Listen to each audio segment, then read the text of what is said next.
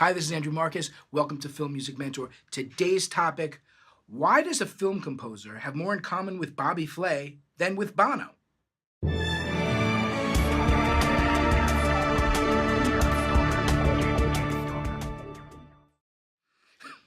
Why does a film composer have more in common with Bobby Flay than Bono?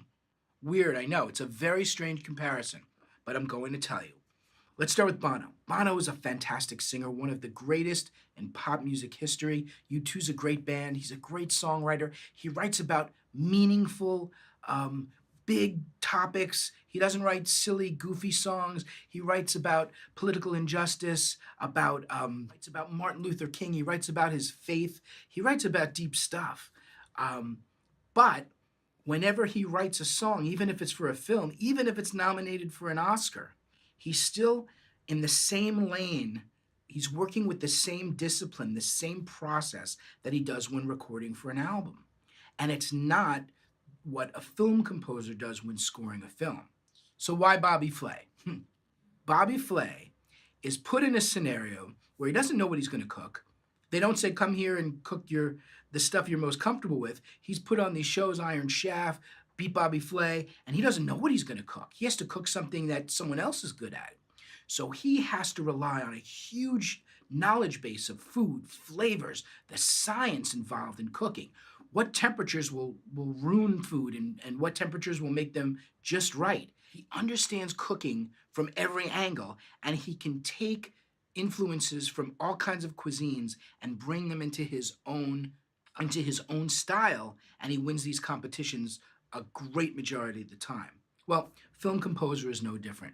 A film composer has a huge knowledge of music. They're usually very intimately acquainted with classical music, rock and pop, Broadway type music, musical theater, and world music, jazz. All these influences permeate their skill set.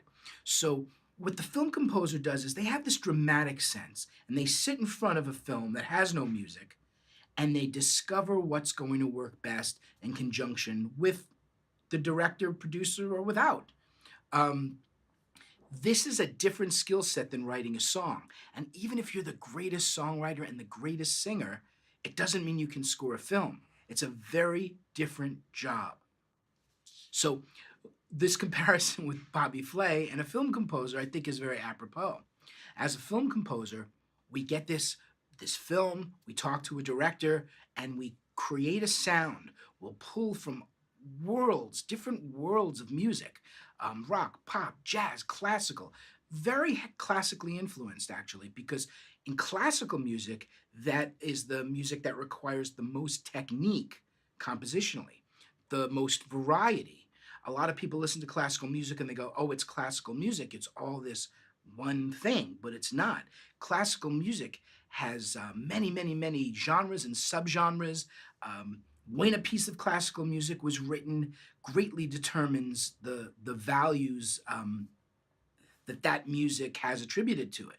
So film composer is going to have some sense of musical history, and they're not simply writing a contemporary pop song.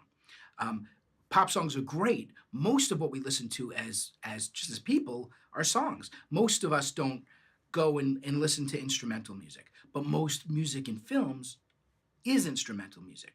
So it's really important that we have a respect and understanding that certain people write this stuff and certain people don't. And just because someone's a musician doesn't mean they can score your film. And one of the things that's going on right now is people aren't buying music. They just don't buy it anymore. It's really rare. People watch it on YouTube, Spotify, any streaming service. And the need to buy it for a consumer is really not there anymore. So many artists look to film, television to place their music and generate broadcast royalties and sync licensing fees. And a lot of times they misrepresent themselves. So it's really important that when you're having a film scored, that you get a composer and not simply just someone who creates music, because it's not just their music.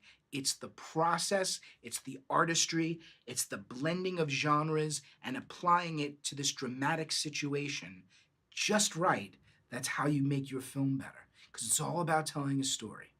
And Bobby Flay tells his food story with a lot more looseness, a lot more surprise, a lot more spontaneity than Bono might be telling his songs. Pardon me, telling his stories. So that's why Bobby Flay is more like a composer than Bono is. Thanks for watching Film Music Mentor. I'll see you next time.